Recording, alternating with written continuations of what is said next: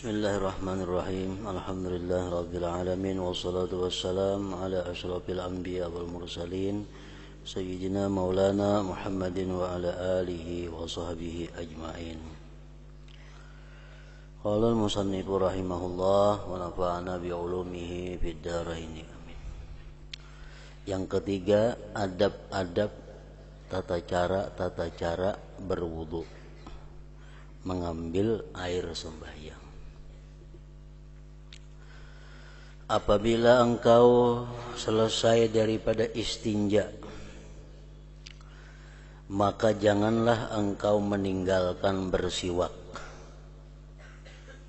Artinya sesudah kita istinja, jangan langsung berwudu. Hendaklah terlebih dahulu sebelum berwudu itu bersiwak. Karena siwak itu matharatun lil fam wa mardatun lirrab wa maskhatatun lisyaitan. Artinya bersiwak itu menyucikan mulut dan menyebabkan keridhaan Tuhan dan membencikan bagi syaitan. Itu 3 macam dari sekian banyak, lebih daripada 70 manfaat faidah daripada bersiwak itu. Orang yang bersiwak itu mensucikan mulutnya, membuat Tuhan ridha, syaitan jadi benci. Dan yang paling besar daripada faidah orang yang selalu bersiwak itu adalah pada waktu hendak mati dia dimudahkan untuk mengucap kalimat la ilaha illallah. Itu faidah yang paling besar daripada bersiwak. Artinya orang yang mengamalkan siwak ini matinya itu husnul khatimah.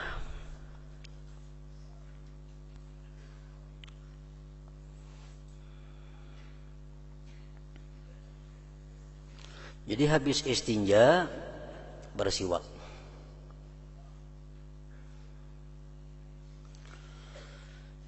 Oleh para ulama fikih dijelaskan bahwa ada 5 macam tingkatan siwak itu.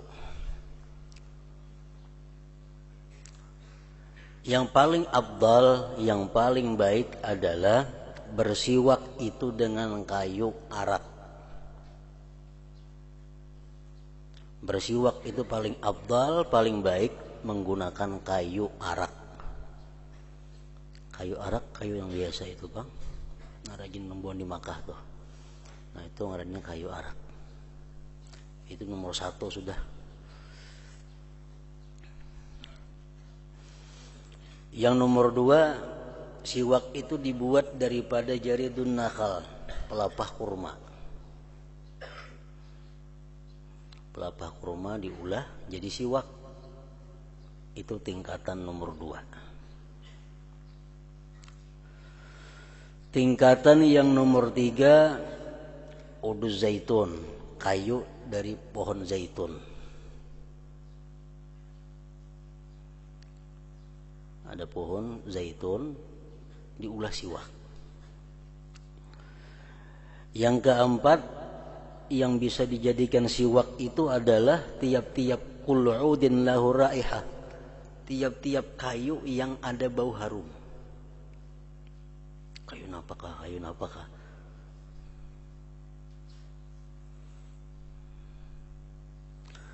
Yang kelima, baqiyatul aqwat, kayu-kayu yang lainnya. Kayu-kayu yang lainnya.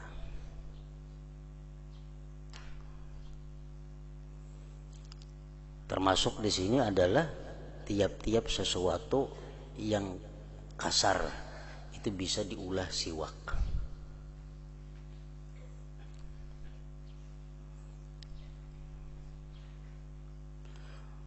Orang bersikat gigi itu termasuk adalah siwak. Artinya dia mendapatkan pahala asal bersiwak, walaupun itu bukan yang paling afdal. Orang bersiwak dengan sapu tangan, hasil pahala siwak.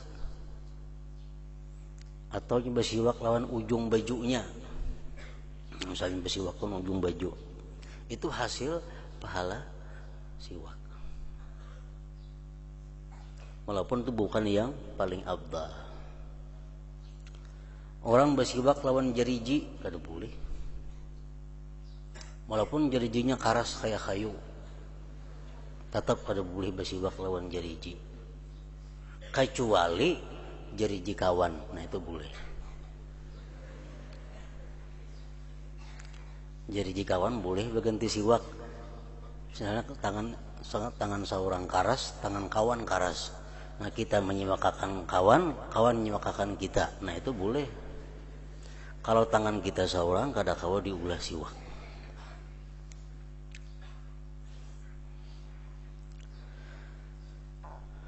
Nah itu derajat atau tingkatan daripada sesuatu yang bisa dijadikan alat untuk bersiwak.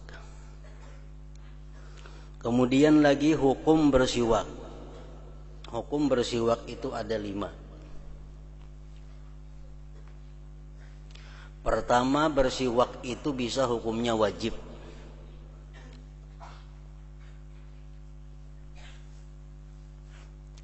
Bersiwak wajib hukumnya.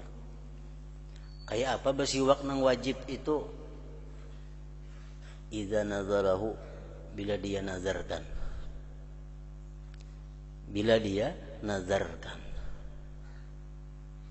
Aku bernazar sembahyang sunat 2 rakaat sekaligus dengan bersiwak sebelumnya. Nah, berarti ini wajib bersiwak karena dinazarkan.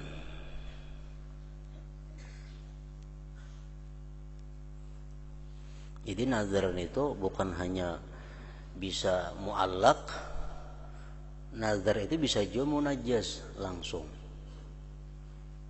Aku bernazar hendak sembahyang hari Jumat ini sembahyang duha 8 rakaat. Nah, wajib ini sembahyang duha 8 rakaat. Itu nazar yang langsung ngarannya. Ada juga nazar yang muallak, bila mana aku bisukan Jumat kayak nasihat, bisukan Jumat ini aku sigar, aku sembahyang sunat duha 8 rakaat. Begitu bisukan Jumat awaknya sihat, nah wajibnya sembahyang 8. Itu nazar bergantung ngarannya. Nah jadi bersiwak termasuk sesuatu yang bisa dijadikan nazar.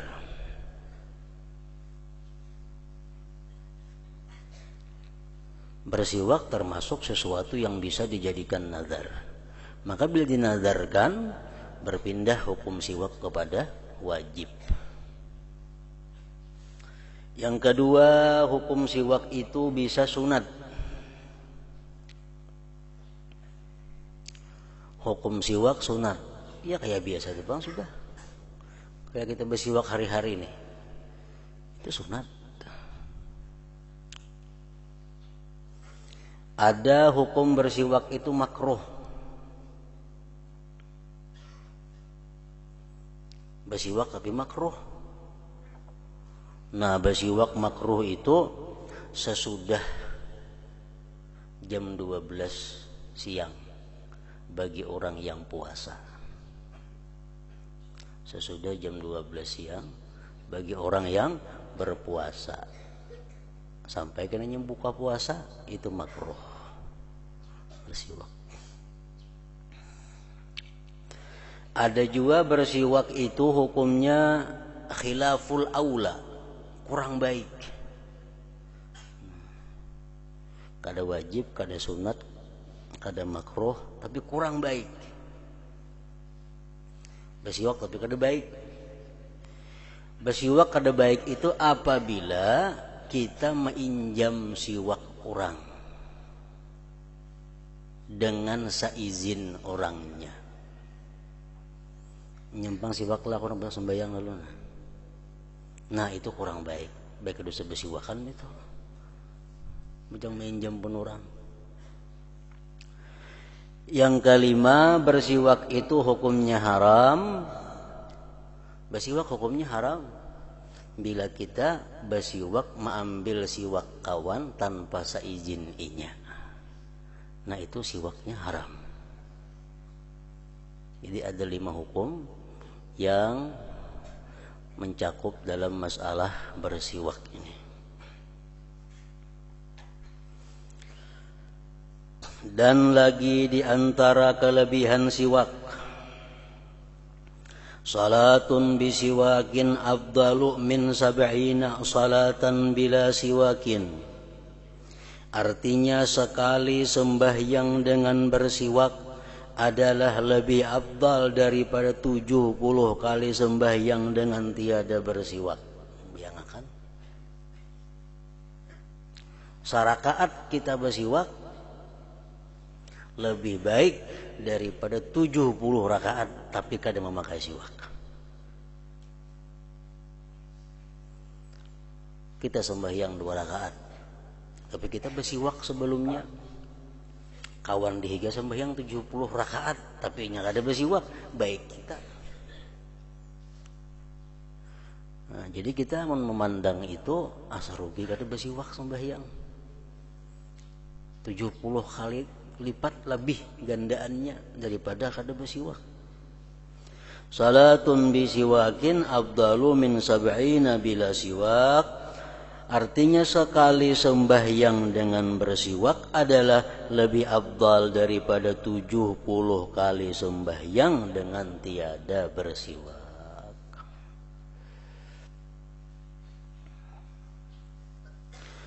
Dan diriwayatkan daripada Abu Hurairah radhiyallahu anhu, Rasulullah sallallahu alaihi wasallam bersabda, "Laula an asyukka ala ummati la amartuhum bisiwak fi kulli salat."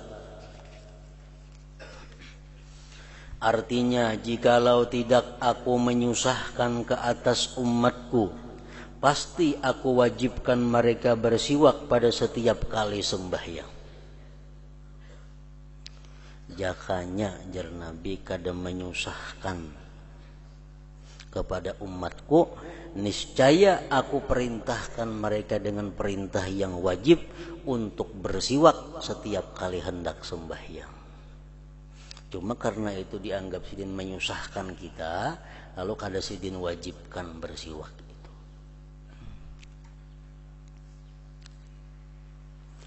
Dan sabda baginda lagi, umirtu bisiwak hatta khashitu ayyuktaba alayya. Artinya aku selalu diperintahkan bersiwak. Allah selalu memerintahkan aku bersiwak sehingga aku bimbang siwak itu akan diwajibkan ke atasku.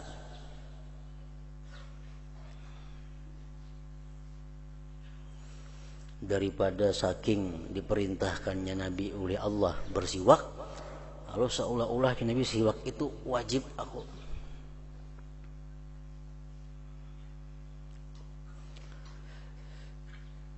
Kemudian hendaklah engkau duduk menghadap kiblat. Nah, bersiwak tadi jangan lupa berniat. Menurut pendapat para ulama bahwa siwak itu kada berniat kada apa-apa juga. Jadi habis beristinja kita ambil siwak, kita berniat bersiwak melaksanakan sunat wudu. Kalau kita hendak sembahyang, dalam hati kita berniat bersiwak untuk melaksanakan sunat siwak itu aja. Berhubung siwak di sini, siwak dalam mengenai bab masalah wudu, jadi kita niatakan bersiwak itu sahaja aku bersiwak sunat wudu karena Allah Ta'ala. Dalam hati, cukup dalam hati aja sahaja aku bersiwak sunat wudu karena Allah Ta'ala. Tuntung sudah bersiwak, kemudian hendaklah engkau duduk menghadap kiblat di atas tempat yang sedikit tinggi supaya engkau tidak terkena percikan air. Dan baca olehmu ketika itu akan doa Bismillahirrahmanirrahim. Rabbi a'udzu bika min hamazatis syayatin wa a'udzu bika rabbi ayyahdurun. Jadi berwudu itu nang baik berduduk. Walaupun berdiri kada makruh, walaupun berdiri itu kada haram. Cuma yang baiknya berwudu itu berduduk. Baiknya berduduk. Menghadap kiblat pulang. Tontong besiwak kita besiwak tadi barang hanya berdiri ke berduduk kada jadi masalah. Nah, tontong hanya berduduk di tempat pauduan lalu mengucap sekurang-kurangnya Bismillahirrahmanirrahim. Rabbi a'udzubika min hamazatis syayatin wa a'udzubika rabbi ayyahdurun. Artinya dengan nama Allah yang Maha Pemurah lagi Maha Mengasihi. Ya Allah, aku berlindung denganmu daripada gangguan syaitan dan aku berlindung denganmu daripada kehadiran mereka di sisiku. Supaya berwudu jangan waswis. Sebelum berwudu baca dahulu itu Bismillahirrahmanirrahim. Rabbi a'udzubika min hamazatis syayatin wa a'udzubika rabbi ayyahdurun. Andai katanya Bismillahirrahmanirrahim aja cukup aja sudah. Bismillahirrahmanirrahim ditinggalnya makruh hukumnya. Berwudu kada bismillahan makruh. Karena Bismillahirrahmanirrahim itu termasuk yang diperselisihkan ulama kewajibannya. Ada sebagian ulama yang berpendapat bahwa mengucap basmalah sebelum wudu itu wajib. Ada yang mengatakan sunat, muakkad, sunat yang sangat kuat. Nah, jadi kita kalau kada berbismillahan makruh bagi mazhab kita Imam Syafi'i.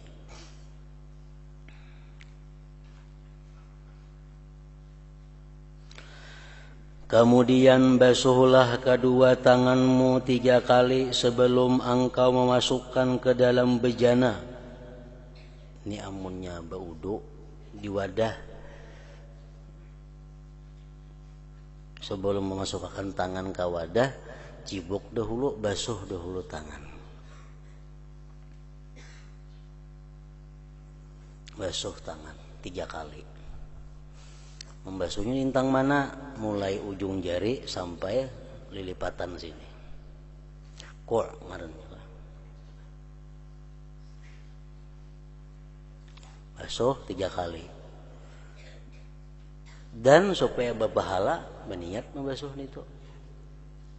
Dalam hati nih berniat membasuh tangan sunat wudu.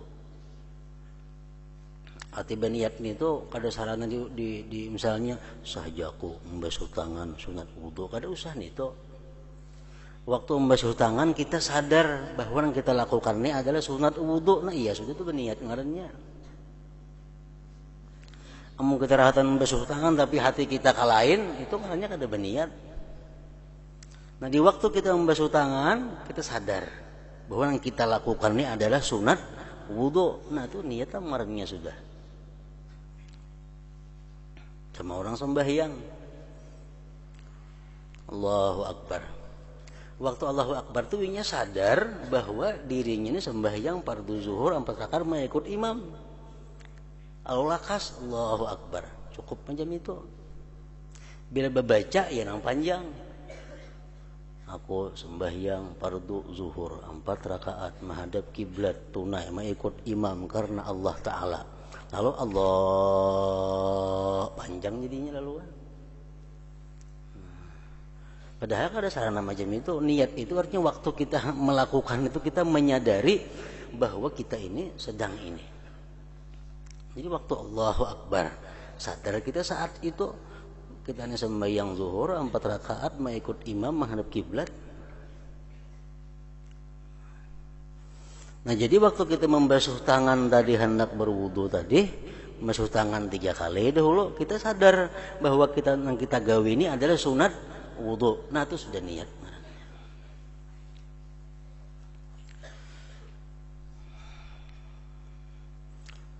Dan baca olehmu doa, Allahumma inni as'aluka al-yumna wal barakah wa a'udzubika minasyu'mi wal halakah.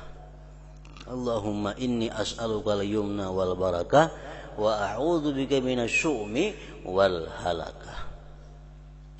Artinya, ya Allah, aku meminta akan Dikau akan tuah dan barakah,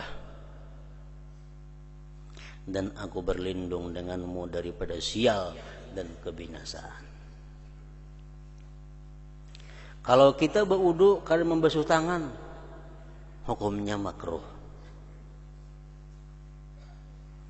Kalau kita misal berwudu membasuh tangan, cuma kita kada baca doa nih, kada makruh. Kada makruh. Karena doa yang dibaca itu merupakan hanya kelengkapannya aja.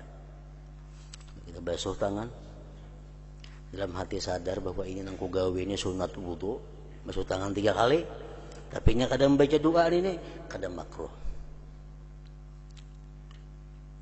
Membasuh tangan sebelum berwudu 3 kali itu termasuk yang diperselisihkan ulama juga hukumnya. Ada yang mengatakan wajib, ada yang mengatakan sunat.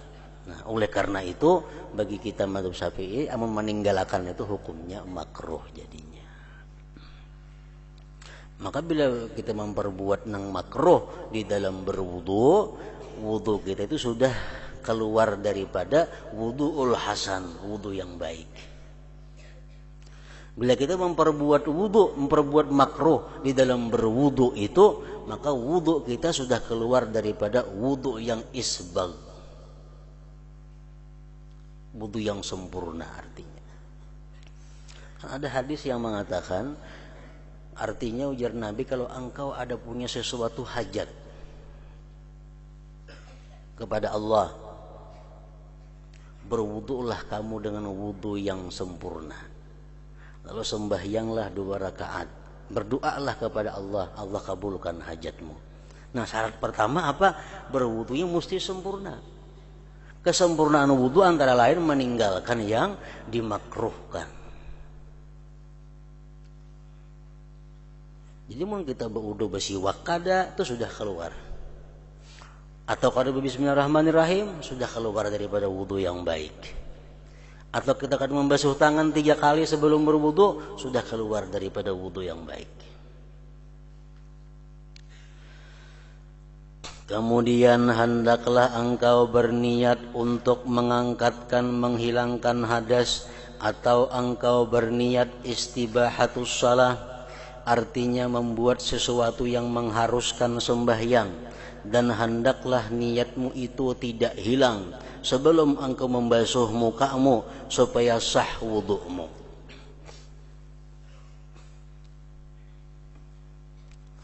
Nah, ini kada usah kita pakai, emang kada bisa.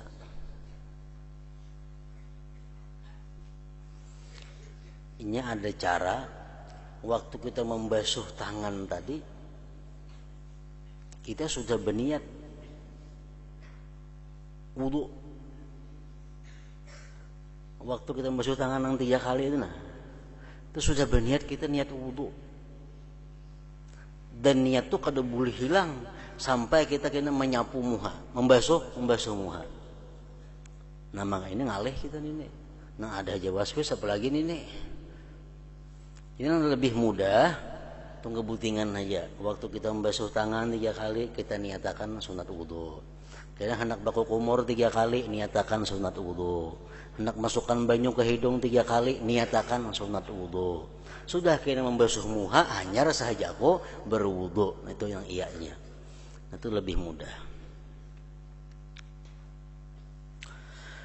Kemudian ambil air 1 cibuk dan berkumur-kumur engkau dengannya 3 kali. Tuntung basuh tangan tadi 3 kali, niatkan niat sunat wudu, hanyar kita mencibuk banyu untuk baku kumur. Niatakan juga kita baku kumur itu adalah sunat wudu. Dan untuk mencibuk baku kumur itu cukup dengan sebelah tangan. Baku kumur usah 12 tangan, kebanyakan buang banyunya. Cukup sebelah telapak tangan. kumur. Cukup ambil banyu setelapak tangannya aja baku kumur, kita niat di hati melaksanakan sunat wudu. Kemudian ambil 1 cibuk dan berkumur-kumur engkau dengannya 3 kali. Jadi boleh ambil secibuk, masuk ke muntung, ke kumur, buang. Ambil lagi, ke kumur, buang. Ambil lagi, mau kumur, buang. Ini sekali cibuk lagi 3 kali ke kumurnya boleh. Boleh 3 kali ke kumur, 3 kali cibuk. Cibuk sekali mau kumur, ambil pulang cibuk, mau kumur, buang. Ambil lagi, bawa kumur, buang. Cuma ngambilnya mengatakan cukup setelapak tangan aja. Aduh sadin tuh nama ambil kebanyakan ini gua kumurakan kebuang juga. Muntung ada muat di banyu sainian lo kok.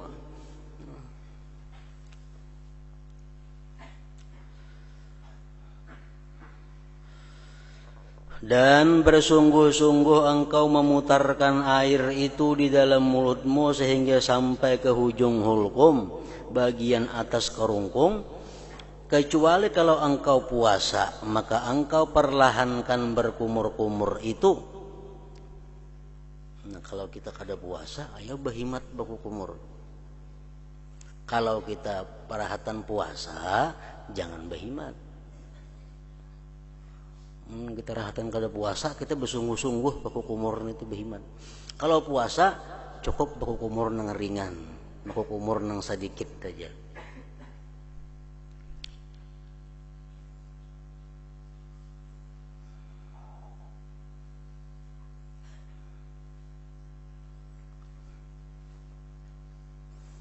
Dan itu resikonya ada kalau kita puasa, kita baku kumur banyak, behimat, no behimat.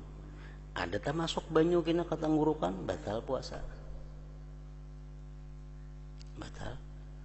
Tapi kalau kita bakumur di bulan puasa sedikit saja, seadanya saja, pas kada sengaja tegalincir banyu katanggurukan, kada batal puasa. Nah itu bedanya. Jadi bulan puasa itu baku kumur sedikit saja.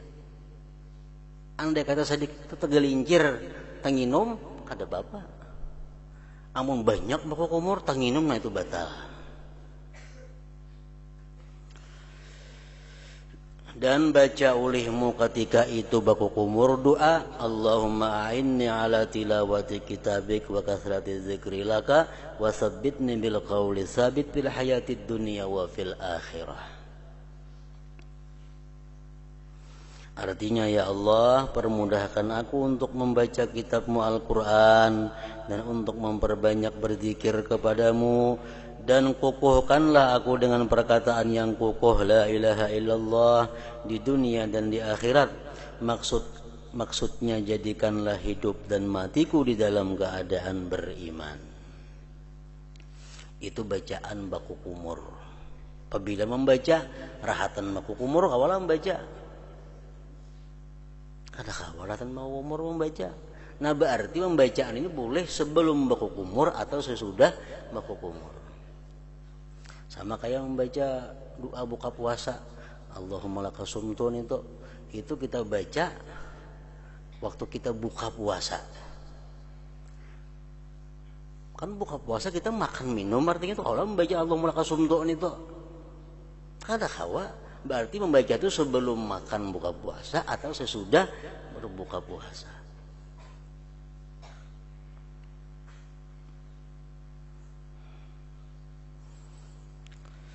Kemudian ambil pula 1 cibuk air yang lain untuk engkau memasukkannya ke dalam hidungmu.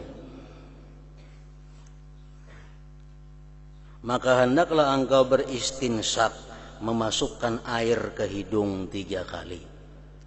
Ini sunat wudu juga. Caranya sama kayak baku kumur tadi. Ambil setelapak tangan banyu, masukkan ke dalam hidung sekali, hembuskan. Masukkan, hembuskan. Masukkan, hembuskan. Sekali cibuk aja, kawahnya. Atau 3 kali cibukan. Ambil secibuk, hiut, buang. Ambil lagi 3 kali. Nah itu pun kita niatkan juga melaksanakan sunat wudu. Kalau kita berwudu kada baku kumur atau kada istinsak, kada memasukkan banyu ke dalam hidung, maka makruh hukumnya. Berarti kita meninggalkan kesempurnaan wudu, makruh itu. Karena baku kumur dan istinsak ini hukumnya ada di antara ulama yang mengatakan termasuk wajib.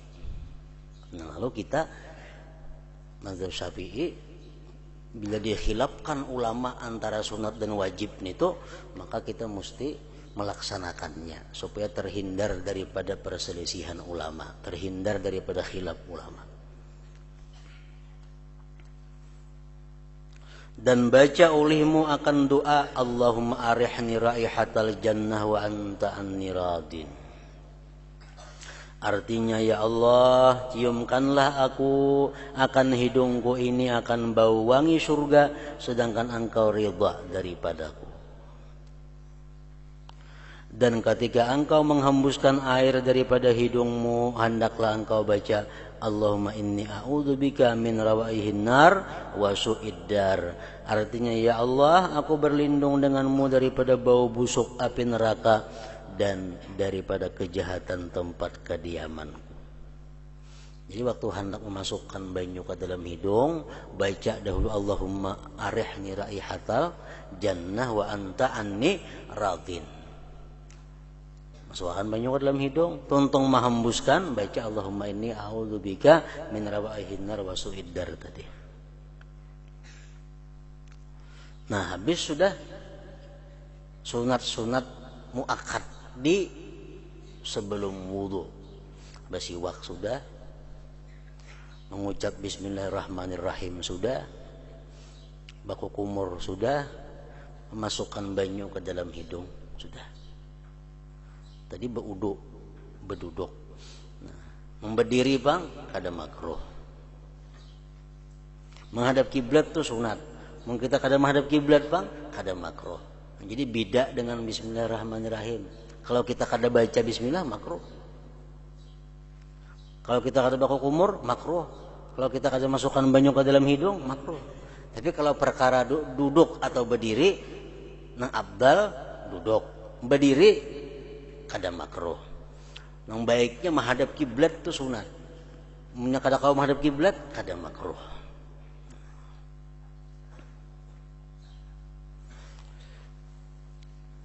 Kemudian ambil pula satu cibuk air yang lain untuk engkau membasuh muka. Nah, kalau membasuh muka, ayuh dua belah tangan banyunya. Karena banyak yang dibasuh.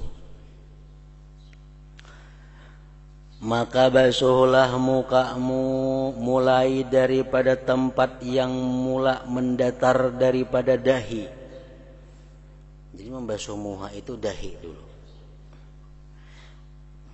Ambil banyu, begitu sampai banyu ke dahi, di situ kita berniat wudu.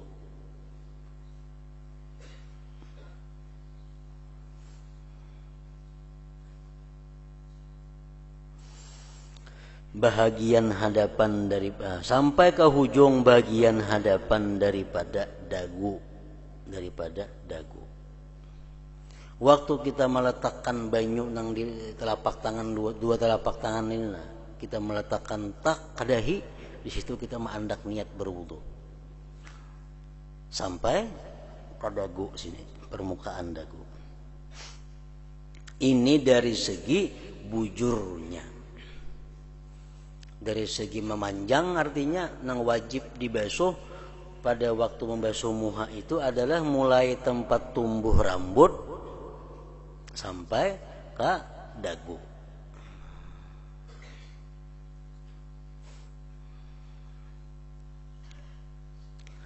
Dan dari segi lebarnya pula ialah jarak antara dua telinga.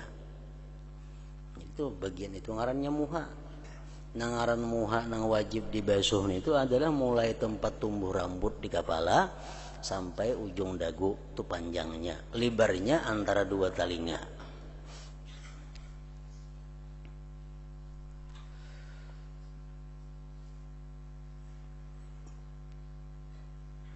Dan sampaikanlah air itu ke tempat tahzib, yaitu tempat yang telah beradat kaum wanita di Arab. Di sini ada kaum wanita di Arab membuang rambut yang ada di situ. Yaitulah tempat yang ada di antara bagian atas daripada telinga sampai ke tepi pelipis, yakni tempat yang ada di tepi dahi. Ini tahzib marahnya nih. Ini tahzib marahnya. Pelipis nih. Ada rambut di sini kalau nih. Nah ini dibasuh yuk ini. Tak mau ditahzib marahnya. Ini wajib dibasuh.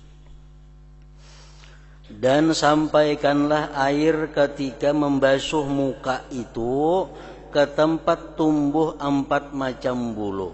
Bulu kening termasuk yang wajib dibasuh. Bulu misai, kumis, sisingut termasuk yang wajib dibasuh. Bulu mata wajib dibasuh. Dan bulu azar, jantung di kita, yaitu bulu yang tumbuh daripada tempat permulaan janggut sampai membetuli kedua telinga. Dan wajib menyampaikan air ke tempat tumbuh janggut yang tipis, dan tidak wajib menyampaikan air ke tempat tumbuh janggut yang tebal. Napa minan duwi janggut tipis lawan tebal itu? Bila kita berhadapan lawan orang nang bejanggut, kelihatan ada kulit di sela-sela janggutnya, berarti tipis ngarannya. Nah itu wajib dibasuh sampai ke akar-akar janggut, ke tempat tumbuhnya. Nah bila kita berhadapan lawan orang bejanggut, kada kelihatan kulitnya, hibak lawan janggutnya, berarti tebal ngarannya janggutnya. Itu kada wajib membasuh kulit, cukup janggutnya aja nang dibasuh.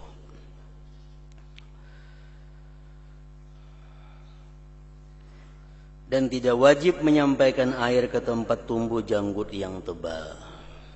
Dan pada waktu kita membasuh muha, baca ulihmu ketika membasuh muka itu, Allahumma bayyid wajhi binurika yawma tabyaddu wujuhu awliyaik wa la tusawwit wajhi bi dhulumatik yawma taswaddu wujuhu a'daik. Artinya, ya Allah, putihkanlah mukaku dengan nurmu pada hari yang menjadi putih muka para auliamu, yaitu pada hari kiamat. Dan jangan engkau hitamkan muka aku dengan kegelapanmu pada hari menjadi hitam muka musuh-musuh. Dan jangan engkau tinggalkan menyelat-nyelati janggut yang tebal.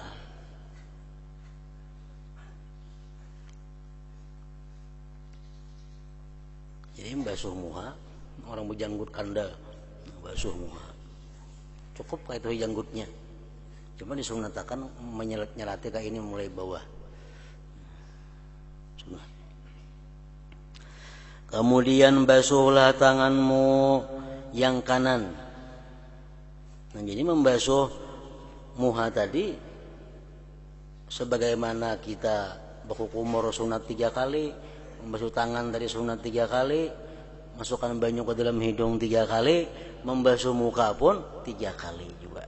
Kurang pada 3 makruh, lebih pada 3 makruh juga. Pas 3 maka.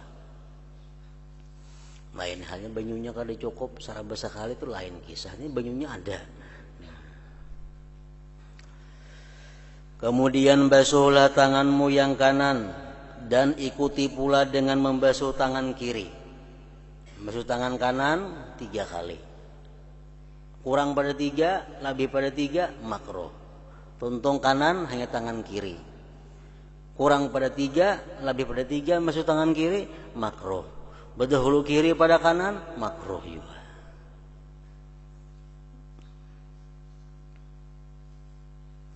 Basuhlah tanganmu bersama dengan kedua siku sampai kepada pertengahan lenganmu. Ini siku sini kan, siku pertengahan lengan tuh di sini. Ini limpuai siku sampai ke sini membasuhnya. Tahjilnya sampai ke sini. Karena perhiasan di dalam surga itu sampai ke tempat basuhan wudu. Dan baca olehmu ketika membasuh tanganmu yang kanan akan doa, Allahumma a'tini kitabi biyamini wa hasibni hisabai yasira. Artinya, ya Allah, berikanlah kepadaku catatan amalanku pada hari kiamat nanti di tangan kananku, dan hisaplah aku dengan hisap yang mudah.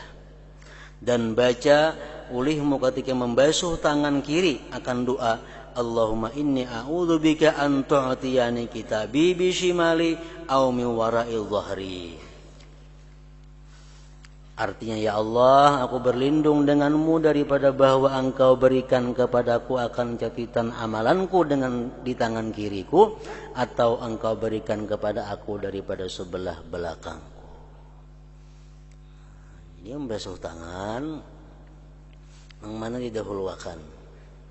Jadi kalau kita membasuh muha, yang didahulukan atas tuh, ya kan, dahi terus ke bawah. Nah kalau tangan mana dahulu dibasuh? Jariji kah siku kah? Tergantung cara kita berwudu.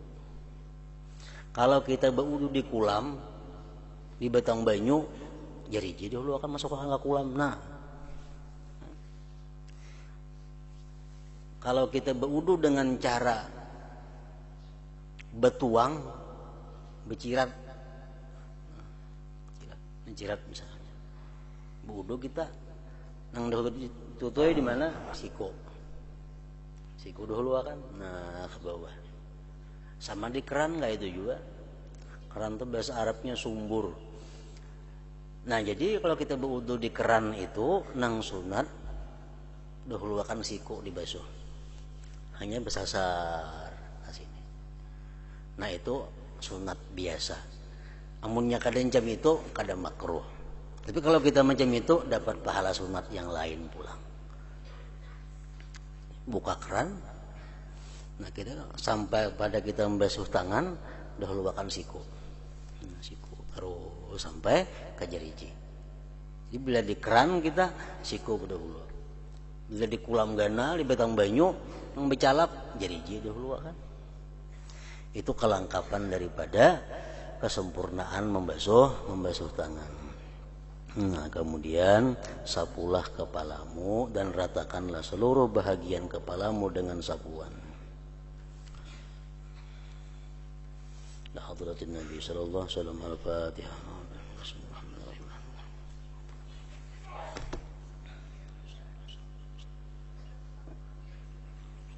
Bismillahirrahmanirrahim. Alhamdulillah rabbil alamin. Wa salli wa sallim ala sayyidina Muhammad wa alihi wa sahbihi ajma'in. Allahumma ighfir lana ma akhta'na wa ma tahammadna wa ma asrarna wa ma aladna wa ma asrafna wa ma anta a'lam bihi minna. Antal muqaddim wa antal muakhir, la ilaha illa anta. Allahumma anfa'na bima 'allamtana wa 'allimna ma yanfa'una wa zidna fahman wa ilman wa 'amalan wa hudan wa tawfiqan bi rahmatika ya arhamar rahimin. Sallallahu alaihi sayyidina Muhammad wa alihi wa sahbihi wa sallam. Alhamdulillah.